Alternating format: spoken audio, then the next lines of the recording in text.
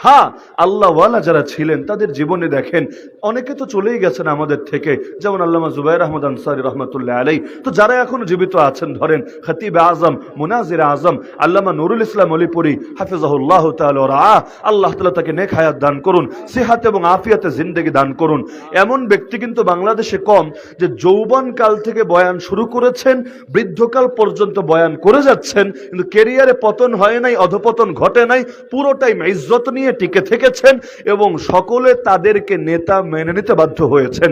অলিপুরি হযরত তিনি কিন্তু কোন দলের আমার জানা মতে বড় কমিটিতেও নাই, হেফাজতের কোন দায়িত্বে আছেন, বেফাকের কোন পদে আছেন, আল হাইয়াতুল আউলিয়ার কোন জিম্মাদারিতে আছেন, কিন্তু কওমি অঙ্গন দূরের কথা, বাংলাদেশে নির্বিশেষে সকল তাওহীদি জনতা তাকে ভালোবাসে না, এমন কথা একমাত্র দলান্ধ ছাড়া কেউ দাবি করতে পারবে?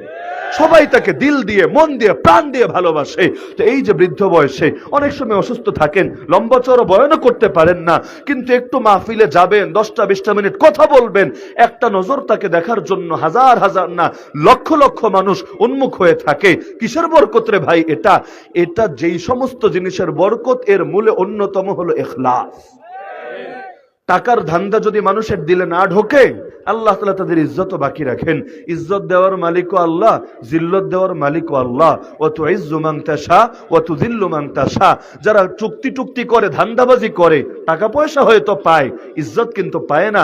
যে ইজ্জতই আল্লাহওয়ালারা পায়, হয়তো দুনিয়ায় অভাবে থাকে, হয়তো কষ্টে থাকে, দুনিয়ায় খেয়ে থাকলেই কি না খেয়ে থাকলেই কি, নবীরা তো ক্ষুধার জ্বালায় পেটে পাথরও বেঁধেছেন, নবীদের ঘরে মাস পার হয়েছে, চুলা জ্বলে নাই, তাতে কি হয়েছে?